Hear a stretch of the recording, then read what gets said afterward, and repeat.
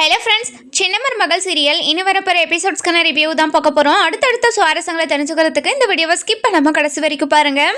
தமிழ்ச்செல்வியும் சேதும் கோர்ட்டுக்கு போகிறாங்க. கோர்ட்டு முன்னாடி நம்ம சேது இருந்துட்டு என்ன சொல்கிறாருன்னா, தமிழ்ச்செல்வி, நான் பண்ணதெல்லாம் ரொம்ப பெரிய தப்பு தான். உன்னோட காலில் கூட விழுந்து மன்னிப்பு கேட்குறேன். நான் பண்ண தப்பால் நீ எவ்வளோ காயப்பட்டிருப்பேன்னு எனக்கு புரியுது. 7 ஜென்மம் எடுத்தாலையும் உன்ன மாதிரி ஒரு பொண்டாட்டி யாருக்குமே கிடைக்க மாட்டாங்க. அப்படிப்பட்ட உன்னை நான் காயப்படுத்திட்டேனே நினச்சி நான் ஒவ்வொரு நாளும் வருத்தப்பட்டுக்கிட்டு இருக்கேன். நான் பண்ண நினைச்சு இப்போ வரைக்குமே எனக்கு குற்ற உணர்ச்சியாக தான் இருக்கு.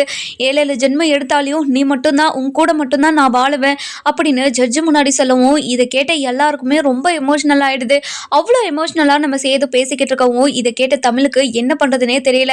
அதுக்கப்புறம் ஜட்ஜுக்கிட்டே, இங்கே பாருங்க மேடம், நான் தமிழ்ச்செல்வி கூட வாழணும்னு ஆசைப்படுறேன் மேடம் அப்படின்னு சொல்லிடுறாங்க. அதுக்கப்புறம் ஜட்ஜ் இருந்துட்டு, இங்கே பாருமா தமிழ்ச்செல்வி, உங்கள் புருஷ முடிவை சொல்லிட்டாங்க. உங்களோட முடிவு என்னம்மா, சேர்ந்து வாழ போறீங்களா இல்லை பிரிய போறீங்களா அப்படின்னு சொல்லி கேட்கவும் நம்ம தமிழ்ச்செல்விக்கு என்ன பேசுறதுனே தெரியல. ஒரு பொண்ணுக்கு அதாவது ஒரு பக்கம் சுயமரியாதை காப்பாற்றவா இல்லை இன்னொரு பக்கம் மன்னிப்பு கேட்டு நிற்கிறவங்க கிட்ட மன்னிப்பு கேட்கவா, அப்படி அதாவது மன்னிக்கவா அப்படின்னு சொல்லிட்டு ரொம்பவே குழம்பி போய் நிற்கவும், இங்கே பாருங்கம்மா தமிழ்ச்செல்வி, நீங்கள் ரொம்ப குழப்பத்தில் இருக்கீங்கன்னு தெரியுது. 3 மாசமா அதுக்கு தானே அவகாசம் கொடுத்தேன் நான்.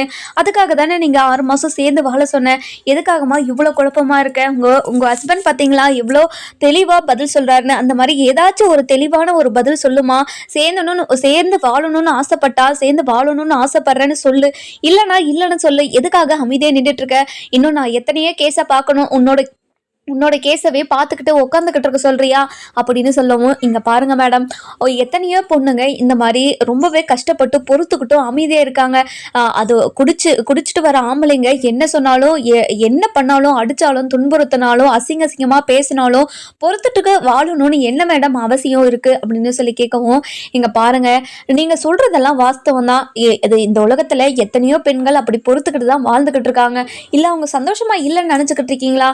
அவங்க சந்தோஷமா தான் இருக்காங்க. ஏதோ தன்னோட புருஷன் நிலைமை தவறி போயிட்டு இப்படி பேசிட்டாரு, தன்னோட புருஷனை மன்னிச்சு ஏத்துக்கிட்டா என்னன்னு நினைக்கிறதுனால தான் அவங்க இப்போ வரைக்குமே சந்தோஷமா வாழ்ந்துகிட்டு இருக்காங்க. ஐயோ இப்படி பண்ணிட்டாரே, இப்படி கேட்டுட்டாரேன்னு நினைச்சு நீங்க வருத்தப்பட்டுக்கிட்டு இருக்கிறதுனால என்ன பிரயோஜனம் இருக்கு சொல்லுங்க?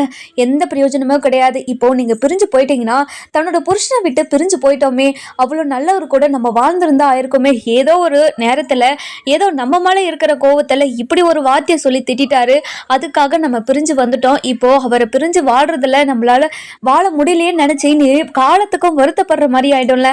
அதுக்காக தாமா நாங்க எந்த ஒரு தம்பதிக்குமே நாங்க சீக்கிரமா டிவோர்ஸ் கொடுக்கறதில்ல. இப்போ வரைக்கும் நான் எத்தனையோ கேஸ் பார்த்துருக்கேன். இப்போ வரைக்குமே நான் ஒரு கேஸு கூட டிவோர்ஸ் கொடுத்ததே கிடையாது. நீ சொல்லுமா, உனக்கு என்ன வேணும்னு சொல்லுமா அப்படின்னு சொல்லி கேட்கவும், இங்கே பாருங்க மேடம், அதுதான் மேடம், ஒரு பொண்ணு சுயமரியாதெல்லாம் விட்டுட்டு பொறுத்துக்கிட்டு தான் வாழணும்னு சொல்கிறத தான் மேடம் என்னால் ஏற்றுக்கவே முடியல. இப்போ வரைக்கும் அவர் பண்ணது தப்புன்னு எல்லாருமே சொல்கிறாங்க. ஆனால் என்ன பண்ணுறது, மன்னிச்சு ஏற்றுக்கிட்டு தானே ஆகணும் அப்படின்னு சொல்கிறாங்க மேடம் அப்படின்னு சொல்லவும், வேற என்னம்மா பண்ண சொல்கிற நீ? வேற எதுவுமே பண்ண முடியாது. கடந்த காலத்துக்கு போயிட்டு அந்த நிகழ்வுகள் எல்லாம் மாற்ற முடியுமா? அது கண்டிப்பாக முடியாதுல்ல.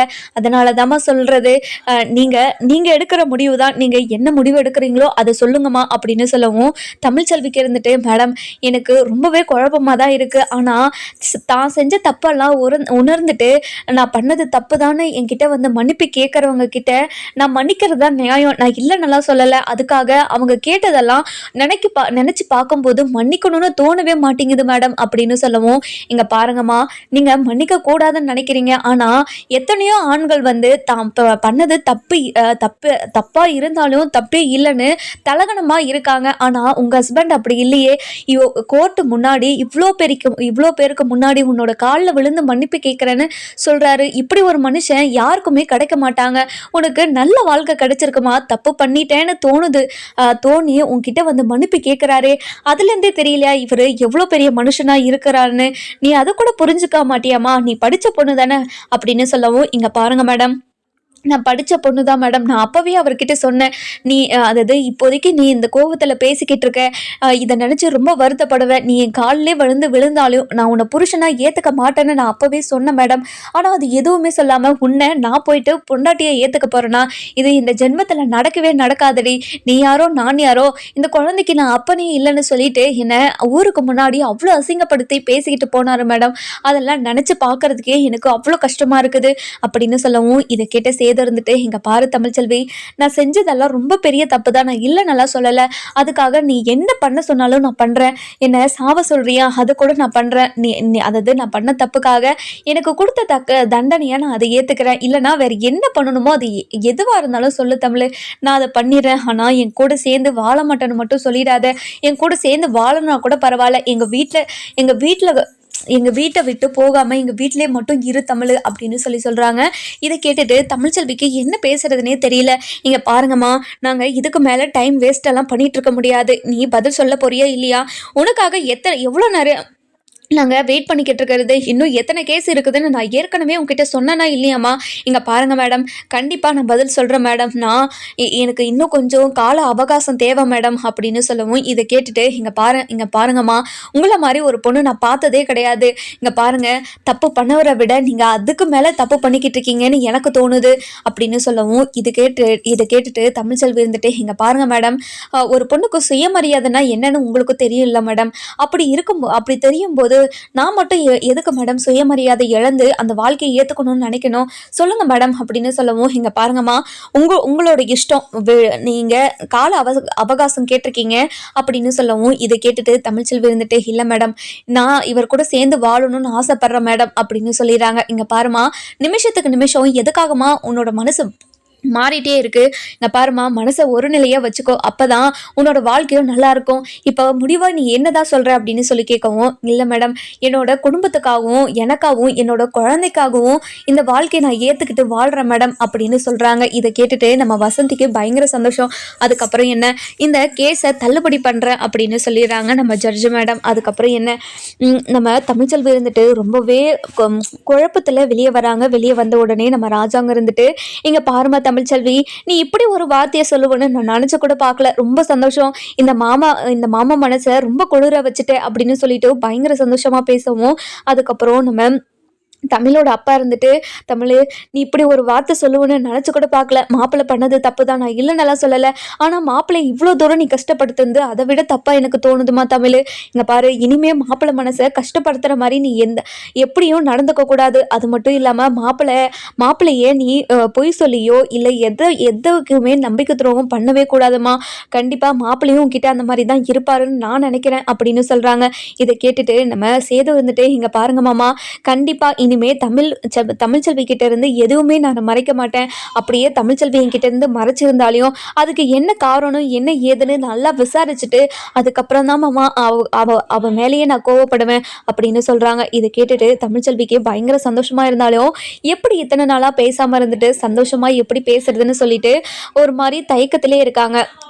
அதுக்கப்புறம் நம்ம அப்பதான் இருந்துட்டு, இங்கே பாரடி தமிழ்ச்செல்வி, என்னோட பேரன் கூட சேர்ந்து வாழடின்னு நான் எத்தனை முறை உங்ககிட்ட சொல்லியிருக்கேன், ஆனால் நான் சொன்னதை கேட்காம கோர்ட்டு சொன்னதை கேட்குற பாத்தியா, அப்போது அம்மாச்சி மேலே உனக்கு மரியாதை இல்லை அப்படி தானே அப்படின்னு சொல்லவும், இங்கே பாருங்க அம்மாச்சி, எதுக்கு அம்மாச்சி இப்படியெல்லாம் பேசுகிறீங்க, உங்கள் மேலே எனக்கு நிறைய மரியாதை இருக்குது, நடந்த விஷயத்தெல்லாம் தான் நான் யோசிச்சுக்கிட்டு இருந்தேன், இந்த வாழ்க்கையை ஏற்றுக்கலாமா வேண்டாமான்னு நான் ரொம்பவே குழப்பத்தில் இருந்தேன் அம்மாச்சி, அதனால தான் இப்படி ஒரு முடிவு எடுக்கிறதா ஆயிடுச்சு, அதுவும் நான் ஒன்றும் கோர்ட்டுக்கு வரலையே, உங்க பேரன் தானே கோர்ட்டுக்கு வந்தது, ஏதோ நான் தான் கோர்ட்டுக்கு வந்து அதாவது எல்லா பிரச்சனையும் இழுத்து விட்ட மாதிரியே சொல்றீங்க அப்படின்னு சொல்லவும், இங்க பாருடி, என்னோட பேர மேல தான் தப்பு, நான் இல்லைனால சொல்லலை, சரி விடு, நம்ம வீட்டுக்கு போயிட்டு உங்க 2 பேருக்கும் ஃபர்ஸ்ட் ஆர்த்தி எடுத்து உள்ள கூட்டிட்டு போகணும்டி, அவ்வளோ சந்தோஷமா இருக்கேன் தெரியுமா, இப்போவே நான் செத்தா கூட ஆத்மா சாந்தி அடைஞ்சிரும் அப்படின்றாங்க. என்னமாச்சு இப்படியெல்லாம் பேசுறீங்களே, இப்படி எப்பவுமே நீங்க பேசவே கூடாது, எனக்கு குழந்தை பிறந்து அந்த குழந்தைக்கு கல்யாணம் பண்ணி அந்த குழந்தை இருக்கிறபோது நீங்கள் ரொம்ப காலம் இருக்கணும் சரிங்களா அம்மாச்சி அப்படின்னு சொல்லவும், இங்கே பாருடி, இந்த காலத்தில் 30-40 வயசுலேயே பொட்டுன்னு போயிடுறாங்க, இப்போது நான் எப்போ போகிறனோ இன்னைக்கு நாளைக்குன்னு நான் இழுத்துக்கிட்டு கிடக்கிறேன், இங்கே பாருங்க அம்மாச்சி, திரும்ப இந்த மாதிரி பேசிக்கிட்டே இருந்தீங்கன்னா நான் எங்கள் வீட்டுக்கு போயிடுவேன் தெரிஞ்சுக்கோங்க அப்படின்னு சொல்லவும், சரிடி, திரும்பவும் வேதாள முருங்கை மரம் ஏறுற மாதிரி நீயும் ஏறிடாதடி, நான் இனிமேல் அந்த மாதிரி பேச மாட்டேன் அப்படின்னு சொல்லிடுறாங்க. அதுக்கப்புறம் என்ன, நம்ம வசந்தி இருந்துட்டு தமிழ்ச்செல்வி கிட்ட வந்து, இங்கே பாரு தமிழ், நீ இப்படி ஒரு முடிவு சீக்கிரமாக எடுப்பேன்னு நான் நினச்ச கூட பார்க்கல, அவ்வளோ சந்தோஷமாக இருக்குது, ரொம்ப சந்தோஷம் தமிழ் அப்படின்னு சொல்லிட்டு வீட்டுக்கு கூட்டிகிட்டு போயிடுறாங்க. வீட்டுக்கு கூட்டிகிட்டு போன உடனே நம்ம தமிழ்ச்செல்வியை நிற்க வச்சு ஆர்த்தி எல்லாம் எடுத்து உள்ளே கூட்டிகிட்டு போகிறாங்க. இதெல்லாம் பார்த்தா சாவித்திரி, தாமரை, ஈஸ்வரி, அதுக்கப்புறம் சித்ரான்னு பயங்கர கோவத்தில் இருக்காங்க இவங்க எல்லாருமே. ஐயோ அந்த வாழ்க்கையை ஏற்றுக்க மாட்டா, டிவோர்ஸ் கிடச்சி இந்த வீட்டை விட்டு போயிடுவான்னு நினச்சா இவ சேதுவோட புருஷனா வந்து நிற்கிறாளே, சேதுவோட பொண்டாட்டியா வந்து நிற்கிறாளே அப்படின்னு சொல்லிட்டு பயங்கர கடுப்பில் இருக்காங்க. அதுக்கப்புறம் நம்ம தாமரை இருந்துட்டு, மா என்னம்மா இது, இவ இந்த வீட்டை விட்டு போயிடுவான்னு நினச்சா, ஆனால் இந்த வீட்டுக்குள்ளே திரும்ப வந்துட்டாலேம்மா, இனிமேல் என்னென்னலாம் நடக்கிறதுக்கு இருக்கோ இதெல்லாம் நம்ம பார்க்கறதுக்கு என்ன பண்ண காத்திருக்காலோ தெரியலம்மா. இங்கே பாருடி, நீ அதுக்குள்ளே கல்யாணம் பண்ணிட்டு போயிடுவடி, ஒரு கோடீஸ்வரனா பார்த்து உனக்கு கல்யாணம் பண்ணி வைக்கிறேன்டி, நீ கவலையே படாதடி அப்படின்னு சொல்லவும், அம்மா என்னம்மா சொல்கிற, உண்மையாவா? நீ ஒரு கோடீஸ்வர மாப்பிள்ளையே கல்யாணம் பண்ணி வச்சுட்டேன்னா ரொம்ப சந்தோஷமா. அப்புறமா இந்த குடும்பத்தை நம்பி நம்மளாம் இருக்க தேவையில்ல, நான் உன்னை என் கூடவே கூட்டிகிட்டு போயிடுறேன், அங்கே போயிட்டு நம்ம சந்தோஷமாக இருக்கலாம் சரியா அப்படின்னு சொல்லவும், என்னடி சொல்கிற, என்னையும் கூட்டிகிட்டு போவியா, அப்போது உன் புருஷன் ஏற்றுக்கணும் இல்லடி அப்படின்னு சொல்லவும், இங்கே பாருமா, என் புருஷன் என் பேச்சை தான் கேட்குற மாதிரி நான் பண்ணி வைப்பேன், நீ கவலையே படாதமா அப்படின்னு சொல்லிக்கிட்டு இருக்காங்க. இன்னொரு பக்கம் பார்த்தீங்கன்னா நம்ம தமிழ்ச்செல்வியை எல்லாருமே தாங்குன்னு தாங்கிக்கிட்டு இருக்கிறத பார்த்த ஈஸ்வரிக்கு பயங்கர கோவம் வருது. அதாவது நானும் தான் இந்த வீட்டுக்கு மருமகளாக இருந்தேன், ஆனால் என்னை ஒரு நாள் கூட இந்த மாதிரி பண்ணதே கிடையாது, ஆனால் இந்த ஆட்டிக்கு மட்டும் எதுக்காக இப்படியெல்லாம் பண்ணிக்கிட்டு இருக்காங்க, இவ அப்படி என்ன பண்ணிட்டா இந்த குடும்பத்துக்கு, ஒண்ணுமே கொண்டு வரல இந்த வீட்டுக்கு, ஒரு பிச்சைக்காரெல்லாம் வந்தவ இப்போ இந்த வீட்டுக்கே மகாராணியா ஆக்கி வச்சிருக்காங்க, இவங்க என்னதான் பண்ணிக்கிட்டு இருக்காங்கன்னு எனக்கு ஒன்றும் புரியல அப்படின்னு சொல்லிட்டு பயங்கர கோவமா சொல்லவும், இதை கேட்ட சித்ரா இருந்துட்டு, இங்க பாருமா, இங்கே நடக்கிறதெல்லாம் பார்த்தா அப்படியே கத்தி ஊரை கூட்டணும் போல இருக்குமா, அவ்வளோ கோவம் வருது, அங்கே பாருமா பிச்சைக்காரிக்கு எப்படி மகுடம் ஏற்றி உட்கார வைக்கிறாங்கன்னு பாருமா அப்படின்னு சொல்லிட்டு பேசிக்கிட்டு இருக்கவும், இதை கேட்ட நம்ம போஸ் இருந்துட்டு, என்னக்கா நீ இவ்வளோ கோவப்பட்டு நான் பார்த்ததே கிடையாது, என்ன இவ்வளோ கோவம் உனக்கு, இங்கே பாருடா போஸு, நீ இந்த மாதிரி இருக்க வேண்டிய வேண்டாம், எதுக்காகடா உன்னோட வாழ்க்கையை இப்படியெல்லாம் அழிச்சுக்கிட்டு இருக்க, எனக்கு உன்னை நினச்சா ரொம்ப கஷ்டமாக இருக்குறா, ஒவ்வொரு டைமும் அந்த காவியம் உன்னை கஷ்டப்படுத்தும் போது எனக்கு எப்படியெல்லாம் இருக்குன்னு தெரியுமா, இங்கே பாருடா, திரும்ப நீ அவகிட்ட போயிட்டு அசிங்கப்படுறதை என்னால் பார்க்கவே முடியலடா, இனிமேல் அந்த மாதிரியெல்லாம் பண்ணாதடா அப்படின்னு சொல்லவும், இதை கேட்டுட்டு, இங்கே பாருக்கா, நான் என்னக்கா பண்ணுவேன், அவள் என் கூட சேரவே மாட்டேன்றா, என்னை அவ கூட சேர்ந்து படுக்கவும் விட மாட்டேன்றா, நான் என்னக்கா பண்ணுவேன், இந்த மாதிரிலாம் பண்ணிக்கிட்டு இருந்தா நான் என்னக்கா பண்ணுவேன், நான் வெளியே தானே தேடி போவேன் அப்படின்னு சொல்லவும், இதை கேட்டுட்டு நம்ம சித்ரா இருந்துட்டு புரிஞ்சுக்கிறாங்க. அதுக்கப்புறம் நம்ம சித்ரா இருந்துட்டு போயிட்டு நம்ம அதாவது ஈஸ்வரி கிட்ட, இங்கே பாருமா, தம்பியோட நிலைமை ரொம்ப மோசமாயிட்டே இருக்குதுமா, தம்பிக்கு அவனும் சந்தோஷமாக இருக்கணும்னு ஆசைப்படுவான்ல, இவ சந்தோஷமாக வச்சுக்கலன்னா அவன் வெளியே தானே போய் தேடுவான், எதுக்காகமா இப்படி அந்த காவியை இப்படியெல்லாம் பண்ணிக்கிட்டு இருக்கான், அவகிட்ட போய் பேசுமா அப்படின்னு சொல்லவும், இங்கே பாருடி, உன் தம்பிக்கு வக்காலத்தை வாங்கிட்டு போனா அதுக்கப்புறம் அவள் தான் என்னை அசிங்கப்படுத்தி அனுப்பா, அதுக்கு உங்கள் தம்பி ஒழுங்காக இருக்கணும்டி, ஒரு மாதிரி திருந்துற மாதிரியாவது நடிக்கவும் வரல, எதுவுமே பண்ண வரலன்னா திருந்தி தொலைய வேண்டியது தானே, எதுக்காக இப்படி எல்லாரும் சரி வாங்கிக்கிட்டு இருக்கான் உன்னோட தம்பி அப்படின்னு சொல்லிட்டு கத்திக்கிட்டு இருக்காங்க. இங்கே பாருமா, திரும்ப தம்பி மேலேயே தப்பு இருக்கிற மாதிரிலாம் சொல்லாதம்மா, தம்பி எவ்வளோ பாவம், எதுக்காக தம்பியை திட்டிக்கிட்டே இருக்க நீ அப்படின்னு சொல்லவும், இதை கேட்டுட்டு ஈஸ்வரி இருந்துட்டு, இந்த பாருடி, உன்னோட தம்பிக்கு இப்படி வக்காலத்தெல்லாம் வாங்காதடி, அவன் எவ்வளோ பெரிய அசிங்கத்தை பண்ணிட்டு வந்திருக்கான், அவனுக்கு நீ வக்காலத்து வாங்கிக்கிட்டு இருக்க, இந்த மாதிரி அவனை பற்றி இந்த மாதிரி பேசிக்கிட்டு இருந்தான், எனக்கு பயங்கர கோவம் வந்துடும் தெரிஞ்சுக்கோ அப்படின்னு சொல்லவும், இதை கேட்டுட்டு நம்ம சித்ரா இருந்துட்டு ரொம்பவே கோமா, இங்கே பாருமா, நீ உன்னோட மருமக பக்கம் திரும்பிட்ட, நீ உன்னோட மருமகளுக்கு தான் சப்போர்ட் பண்ணி பேசுவ, உன்னோட பையன் எவ்வளோ கஷ்டப்பட்டுட்டு இருக்கான்னு நீ கொஞ்சமாவது யோசிச்சு பார்த்தியா, அதை யோசிச்சு பார்த்துருந்தா கண்டிப்பாக போயிட்டு உன்னோட சம்மந்திக்கிட்டேயும் உன்னோட மருமகள்கிட்டையும் பேசியிருப்ப, ஆனால் நீ எதுவுமே பேசலைன்னா அப்போ உன்னோட மருமக பக்கம் தானே நீ திரும்பிட்ட, எப்படியோ பண்ணுமா, தம்பியோட வாழ்க்கை நாசமாக போச்சு, அவன் சந்தோஷமாக இருப்பான்னு இந்த கல்யாணத்தை பண்ணி வச்சான், அந்த கல்யாணத்தால் தான் இவன் நாசமாக போய்கிட்டு இருக்கான், அவன் வாழ்க்கை போறதை என் கண்ணால என்னால பார்க்கவே முடியல, என்னமோ பண்ணுமா அப்படின்னு சொல்லிட்டு அந்த இடத்த விட்டு போயிடுறாங்க. அதுக்கப்புறம்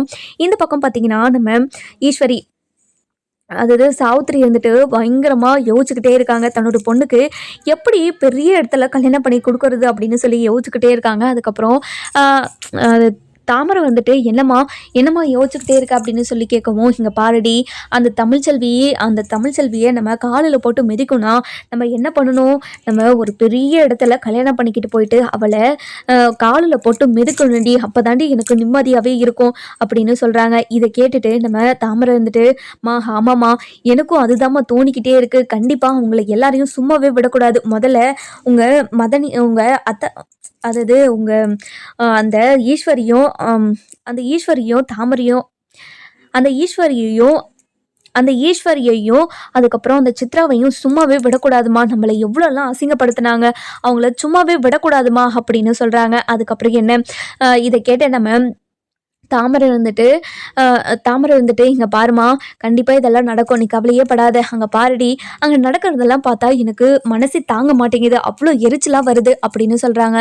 அதுக்கப்புறம் என்னம்மா, நீ கவலையே படாத, இது எல்லாத்தையும் நம்ம மாற்றி காட்டலாம் அப்படின்னு சொல்கிறாங்க. இந்த பக்கம் பார்த்திங்கன்னா நம்ம தமிழ்ச்செல்வி கிட்ட ராஜாங்க இருந்துட்டு, இங்கே பாருமா தமிழ்ச்செல்வி, இனிமேல் என்னோட பையன் கூட நீ சேர்ந்து வாழுதுன்னு நினச்சாவே எனக்கு அவ்வளோ சந்தோஷமாக இருக்குது, இத்தனை நாளாக என்னோட பையன் ரொம்பவே கஷ்டப்பட்டுக்கிட்டு இருந்தான், அவன் கஷ்டப்படுறதை என் கண்ணால் பார்க்க முடியல, அவ்வளோ கஷ்டமாக இருந்துச்சு எனக்கு, இங்கே பாருமா தமிழ்ச்செல்வி, என் பையனுக்கு இப்படி ஒரு வாழ்க்கையை கொடுத்ததுக்கு ரொம்ப நன்றிமா, என் பையனை மன்னிச்சு ஏற்றுக்கிறதும் ரொம்ப நன்றிமா அப்படின்னு சொல்லவும், என்னமாம்மா நீங்கள் பெரிய பெரிய வார்த்தையெல்லாம் பேசிக்கிட்டு இருக்கீங்க, இப்படியெல்லாம் பேசாதீங்க மாமா, எனக்கு ரொம்ப கஷ்டமாக இருக்குது அப்படின்னு சொல்லவும், இங்கே பாருமா தமிழ்ச்செல்வி, நாங்கள் எல்லாரும் சேர்ந்து உன்னோட மனசை தாம்மா ரொம்ப கஷ்டப்படுத்திட்டோம், அதாவது ஏதாவது ஒரு பிரச்சனை வந்தால் உன்னை வீட்டை விட்டு துரத்துறதும், உன் மேலே தப்பு இல்லைன்னு தெரிஞ்சதும் உன்னை வீட்டுக்குள்ளே சேர்த்துக்கிறதும், அது எவ்வளோ பெரிய தப்பு தெரியுமா, இப்போ தான் நான் அதெல்லாம் ரொம்பவே புரிஞ்சுக்கிட்டேன், அதாவது யாராச்சும் ஒரு தப்பு பண்ணால் அந்த தப்பு அவங்க தான் பண்ணாங்களான்னு சொல்லிட்டு நம்ம அலசி ஆராய்ஞ்சிட்டு தான் ஒரு முடிவே பண்ணணும், அது யாராச்சும் ஒன்று சொல்லிட்டா இது அவங்க பண்ணிட்டாங்க செஞ்சுட்டாங்கன்றதுக்காக அவங்களுக்கு தண்டனையை கொடுத்துட்டு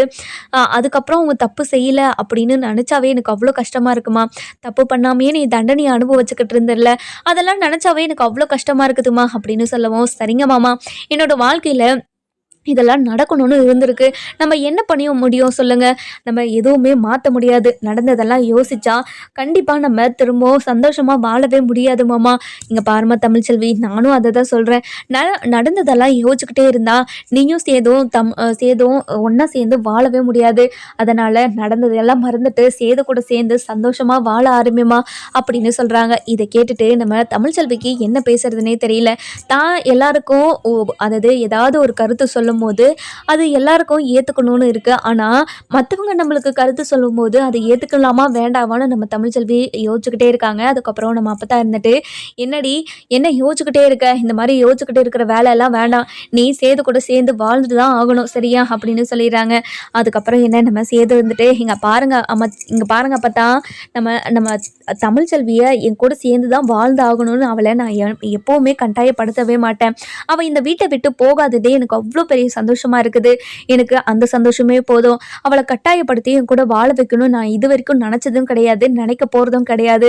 இங்கே பாரு தமிழ்ச்செல்வி, அவங்க சொல்கிறாங்க இவங்க சொல்கிறாங்கன்னு சொல்லிட்டு என் கூட கட்டாயத்தில் வாழணும்னு நினைக்காத, உனக்கு மனசார உனக்கு தோணுச்சுன்னா மட்டும் என் கூட சேர்ந்து வாழணும்னு உனக்கு தோணுச்சுன்னா அதுக்கப்புறம் என்கிட்ட சொல்லு, நான் கண்டிப்பாக உன் கூட சந்தோஷமாக சேர்ந்து வாழ்கிறதுக்கு நான் ரெடி அப்படின்னு சொல்கிறாங்க. இதை கேட்டுட்டு தமிழ்ச்செல்விக்கு என்ன சொல்கிறதுனே தெரியல. அதுக்கப்புறம் நான் அந்த மாதிரி தனம் இருந்துட்டு, என்னக்கா மாமா இவ்வளோ எமோஷ்னலாக பேசிக்கிட்டு இருக்காரு, ஆனால் நீ எதுவுமே பேசாமல் அமைதியாகவே இருக்கே, அதாவது என்னோட புருஷன் இந்த மாதிரியெல்லாம் பேசிக்கிட்டு இருந்தாங்கன்னா கண்டிப்பாக அவரை கட்டி பிடிச்சி நான் ஒரு முத்தம் கொடுத்துருப்பேன் தெரிஞ்சுக்கோ அப்படின்னு சொல்லவும், என்னடி இந்த வயசுலேயே இப்படியெல்லாம் பேசிக்கிட்டு இருக்க, இப்படியெல்லாம் பேசுகிற வேலை பார்த்தேன், இனிமே உன்னை சும்மாவே விடமாட்டேன் அப்படின்னு சொல்லவும், இங்கே பாருக்கா, நீ மட்டும் மாமாவை டிவோர்ஸ் பண்ணியிருந்தேன்னா கண்டிப்பாக மாமாவை நான் தான் கல்யாணம் பண்ணியிருந்திருப்பேன், மாமாவை யாருக்கும் நான் விட்டு கொடுக்கவே மாட்டேன் அப்படின்னு சொல்லவும், இதை கேட்டுட்டு நம்ம அதாவது யாரு நம்ம சேது இருந்துட்டு, என்ன தானோ இப்படியெல்லாம் சொல்கிற, ஆமாம் மாமா, உங்களை மாதிரி ஒரு நல்ல மனுஷன் இந்த காலத்தில் யாருமே இருக்க மாட்டாங்க,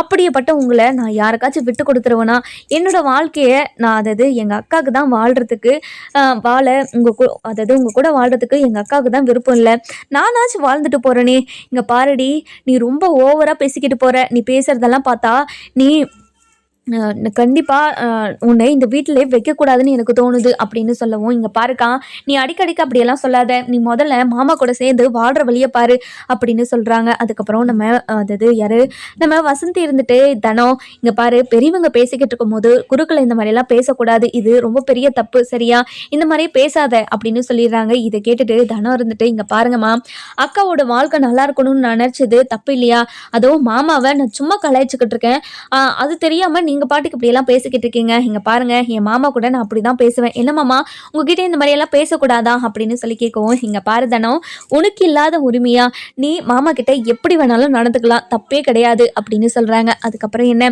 நம்ம ஐஸ்வர்யா வந்துடுறாங்க. வந்த உடனே பயங்கர கோவத்தில் இங்கே என்ன நடக்குது ஏது நடக்குதுன்னு புரியாமல் முழிச்சுக்கிட்டே நின்றுட்டு இருக்காங்க.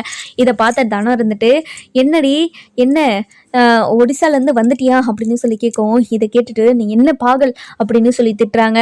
அதுக்கப்புறம் முட்டா குரங்குன்னு சொல்லிட்டு நம்ம தனமும் திரும்ப திட்டுறாங்க. இங்கே பாருடி, யாரடி பார்த்து முட்டா குரங்குன்ற, உன்னை பார்த்து தாண்டி முட்டா குரங்குன்ற, உனக்கும் தமிழ் தெரியும் எனக்கும் தமிழ் தெரியும்ல, நீ தமிழில் பேச வேண்டியதானே, எதுக்கு அப்படியே இது தெரியாத மொழியில் பேசிக்கிட்டு இருக்க நீ அப்படின்னு சொல்லவும், இதை கேட்டுட்டு நம்ம ஐஸ்வர்யா இருந்துட்டு, இங்கே பாருடி, நீ சந்தோஷமாக இருக்கிறத என்னால் பார்க்கவே முடியலடி, உன்னோட சந்தோஷத்தை நான் கெடுக்க தாண்டி போகிறேன் அப்படின்னு சொல்கிறாங்க. இதை கேட்டுட்டு நம்ம தனம் இருந்துட்டு பயங்கர கோவமாக பயங்கர கோவமா, இங்கே பாருடி, இங்கே பாரு, இனிமே எங்கள் அக்காவையும் சரி எங்களையும் சரி எங்கள் சந்தோஷத்தை நீ கெடுக்கவே முடியாதடி, நீ அப்படி கெடுக்கணும்னு நினச்சினா உன்னோட நிம்மதியை தான் இழந்துட்டு இருப்ப, நீ அந்த ஒடிசாவில் ரொம்ப சந்தோஷமாக ரொம்ப வசதியாக வாழ்ந்திருப்பேன்னு நினைக்கிறேன், இங்கே வந்து நீ கஷ்டப்படாத, அங்கேயே போயிடு, உனக்கு ஏற்ற மாப்பிள்ளையா அங்கேயே பார்த்து கல்யாணம் பண்ணிக்கோ சரியா அப்படின்னு சொல்லிட்டு அந்த இடத்த விட்டு போகிறாங்க. அதுக்கப்புறம் என்ன, நம்ம ஈஸ்வரி இருந்துட்டு ஐஸ்வர்யாவை பார்த்துட்டு, ஐஸ்வர்யா நீ எங்கே போயிருந்த, உன்னை நம்பி ஒரு பொறுப்பை கொடுத்தா நீ ஒழுங்காக பண்ணிக்கிட்டு இருக்க பாரு அப்படின்னு சொல்லவும், என்ன ஆண்டி என்ன நடக்குது இங்கே நடக்கிறதெல்லாம் பார்த்தா எனக்கு பயங்கர கோபமாக வருது, மாமா எப்படி டிவோர்ஸ் கேஸை வாபஸ் வாங்கலாம், எதுக்காக இப்படியெல்லாம் பண்ணிக்கிட்டு இருக்காங்க, இங்கே பாரு அந்த தமிழ்ச்செல்வி எப்படி உஷாராக இருக்கான்னு பார்த்தியா, அவள் சேதுவோட மனசை மாற்றி கேஸவே வாபஸ் வாங்க வச்சுட்டா, இப்படி ஒரு கேடு கெட்டவ சேது வாழ்க்கையில் தேவையா, நீ இங்கே இருந்திருந்தனா கண்டிப்பாக சேது மனசை எப்படியாவது மாற்றி நீ அவன் கூட வாழ்ந்திருந்திருக்கலாம், ஆனால் இப்படி ஒரு வேலையை பண்ணியிருக்கேன், நீ அப்பப்போ அங்கங்கே ஓடி போயிட்டா சேதுக்கு உன் மேலே எப்படி லவ் வரும், எதுக்காக இப்படியெல்லாம் பண்ணிக்கிட்டு இருக்க அப்படின்னு சொல்லவும், ஆண்டி எனக்கு தவிர்க்க முடியாத வேலை ஆண்டி, நான் என்ன தான் பண்ணுவேன் சொல்லுங்கள், இங்கே பாருங்கள் இனிமேலாம் உங்கள் ரெண்டு பேரையும் நான் சேர்ந்து வாழ விட மாட்டேன், நீங்கள் கவலையே படாதீங்க, நான் கவலைப்பட்டு என்ன பிரயோஜனம், உன்னோட வாழ்க்கை நல்லா இருக்கும்னு நினச்சி தான் நான் இந்த விஷயத்த உங்ககிட்ட சொன்னேன், ஆனால் நீ இப்படி ஒரு வேலையை பண்ணி வச்சுட்ட, இனிமேல் அவங்க ரெண்டு பேரையும் எப்படி பிரிக்க முடியும், கண்டிப்பாக அவங்க ரெண்டு பேரையும் பிரிக்கவே முடியாது அப்படின்னு சொல்லிடுறாங்க. ஆண்டி என்ன சொல்கிறீங்க, அவங்க ரெண்டு பேரும் டிவோர்ஸ் கேஸை வாபஸ் வாங்கிட்டா அவங்கள ரெண்டு பேரும் பிரிக்க முடியாதா, அவங்க ரெண்டு பேருக்குள்ள பெரிய சண்டையாக வர மாதிரி நான் பண்ணுவேன், அதில் பண்ணிவிட்டு அவங்களுக்குள்ள பெரிய பிரிவாக ஏற்படுத்திட்டு அதுக்கப்புறம் நான் மாமா கிட்ட போயிட்டு உங்களை கல்யாணம் பண்ணிக்க ஆசைப்பட்றேன், இப்படி ஒரு கேடு கெட்டவ கூட நீங்கள் வாழ வேண்டாம் அப்படின்னு நான் சொல்கிறேன் அவங்கக்கிட்ட சொல்லி, அதுக்கப்புறம் நான் வந்து அவங்கக்கிட்ட சொல்லிவிட்டு அதுக்கப்புறம் நான் மாமாவை கல்யாணம் பண்ணிக்கிட்டு சந்தோஷமாக இருக்க போகிறேன் அப்படின்னு சொல்கிறாங்க. இங்கே பாரு ஐஸ்வர்யா, நீ சொல்கிறது கண்டிப்பாக நடக்கவே நடக்காது அப்படின்னு சொல்லிக்கிட்டு இருக்காங்க. அதுக்கப்புறம் என்ன, நம்ம சாவித்திரியும் நம்ம தாமரையும் கோவிலுக்கு போகலாம் அப்படின்னு சொல்லிட்டு ரெடி ஆகிட்டு இருக்காங்க. அதுக்கப்புறம் என்ன, இதை பார்த்த ஈஸ்வரிக்கு பயங்கரமாக சந்தோஷமாகுது. அதுக்கப்புறம் அதாவது அந்த பிச்சைக்காரனை இவங்களை கோவிலில் வச்சு மீட் பண்ண வைக்கலாம் அப்படின்னு சொல்லி யோசிக்கிறாங்க. யோசித்த உடனே இது கரெக்டாக இருக்கும் அப்படின்னு சொல்லிட்டு நினச்சிக்கிறாங்க. அதுக்கப்புறம் என்ன, கோவிலுக்கும் ரெடியாகி நம்ம அப்பத்தா கிட்ட போயிட்டு, இங்கே பாருமா நான் கோவிலுக்கு போயிட்டு வரேன் அப்படின்னு சொல்கிறாங்க. என்ன திடீர்னு கோவிலுக்கெல்லாம் போகிறேன், உனக்கு அந்த மாதிரி புத்தியெல்லாம் கிடையாது, எப்படி அதிசயமாக இருக்கே அப்படின்னு சொல்லி கேட்கவும், என்னம்மா என்னை அசிங்கப்படுத்துறியா, நீ எதுக்காகம்மா இப்படியெல்லாம் பண்ணிக்கிட்டு இருக்க, நீ என்னை பார்த்தா உனக்கு எப்படி தான் தெரியுதுமா அப்படின்னு சொல்லி கேட்கவும், இதை கேட்டுட்டு நம்ம ஐஸ்வர்யாவுக்கு வந்துட்டு பயங்கரமாக கடுப்பாகுது. இவங்க எதுக்காக இவங்க இப்படியெல்லாம் பண்ணிக்கிட்டு இருக்காங்கன்னு. அதுக்கப்புறம் என்ன, நம்ம அப்போ தான் இருந்துட்டு சரி பத்திரமா போயிட்டு வாங்க அப்படின்னு சொல்லிட்டு வழி அனுப்பி வச்சுறாங்க. போன இடத்துல அதாவது நம்ம ஈஸ்வரி செட் பண்ண மாதிரி அந்த பிச்சைக்காரன் வந்துட்டு ஒரு பெரிய காரில் வந்து இறங்கவும் 4 பேர் கதவை திறந்து விடவும் அந்த மாதிரி செட்டப் பண்ணி, அதுக்கப்புறம் என்ன பிச்சைக்காரங்களுக்கு 1000 போடவும், இதெல்லாம் பார்த்த நம்ம அதாவது தாமரையும் சித்ராவும் அதாவது தாமரையும் சாவித்திரியும் பயங்கர அதிர்ச்சியில் அப்படியே வாயை பொழந்துக்கிட்டு பார்த்துக்கிட்டு இருக்காங்க. அதுக்கப்புறம் நம்ம தாமரையோட தொப்பட்டாவை இருந்துட்டு அப்படியே பறந்து போயிட்டு அந்த பிச்சைக்காரன் மேலே விழுந்துருது. விழுந்த உடனே நம்ம தாமரைக்கு பயங்கர சந்தோஷம். அப்படியே ரொமான்ஸில் பார்க்குறாங்க. அதுக்கப்புறம் என்ன அந்த பிச்சைக்காரனும் அப்படியே ஒரு மாதிரி பார்த்துக்கிட்டே இருக்கான். அந்த தொப்பட்டாவை எடுத்து இந்தாங்க உங்கள் தொப்பட்டா, பார்த்து பத்திரமா வச்சுக்கோங்க அப்படின்னு சொல்லிட்டு சொல்கிறாங்க. இதை கேட்டுட்டு ரொம்பவே ஒரு மாதிரி லுக்கு விட்டுக்கிட்டே இருக்காங்க. அதுக்கப்புறம் என்ன உள்ளே போகிறாங்க. உள்ளே போன உடனே என்னடி இவ்வளோ பெரிய பணக்காரனாக இருக்காங்க, இவருக்கு கல்யாணம் ஆச்சா இல்லையான்னு தெரியலையே, சரி வாமா சாமி கும்பிடலாம் அப்படின்னு சொல்லி கூட்டிகிட்டு உள்ளே போகிறாங்க. உள்ளே போன உடனே அதாவது ஐயர்கிட்ட, இங்கே பாருங்க சாமி, நான் பொண்ணு பார்த்துக்கிட்டு இருக்கேன், ஆனால் எனக்கு நல்ல பொண்ணு அமையவே மாட்டேங்குது, அதனால ஒரு நல்ல பொண்ணு கிடைக்கணும்னு எனக்கு ஒரு அர்ச்சனை பண்ணி கொடுங்க சாமி அப்படின்னு சொல்லி சொல்கிறாங்க. இதை கேட்டுட்டு நம்ம தாமரைக்கும் சாவித்திரிக்கும் பயங்கர சந்தோஷமாக இருக்குது. எப்படியாவது இந்த ஒரு சம்மந்தத்தை எனக்கு முடிச்சு விட்டுருமா அப்படின்னு சொல்கிறாங்க. அதாவது இந்த சம்மந்தத்தை முடிச்சு விட்டா வாழ்க்கையே போகும்னு சொல்லிட்டு நம்ம தாமரைக்கு தெரிய மாட்டுது. தானாக போயிட்டு வலையில் விழுறாங்க. அதுக்கப்புறம் நம்ம சாவித்திரி இருந்துட்டு போயிட்டு அந்த மாப்பிள்ளை கிட்ட பேசுகிறாங்க. அந்த மாப்பிள்ளை என்ன சொல்லுவான், அந்த பிச்சைக்காரன் என்ன சொல்லுவான்னு சொல்லிட்டு நம்ம வர எபிசோடில் பார்க்கலாம். இந்த வீடியோ உங்களுக்கு பிடிச்சிருந்தா லைக் பண்ணுங்கள், சப்ஸ்கிரைப் பண்ணுங்கள், மறக்காமல் பெல் ஐகானையும் கிளிக் பண்ணி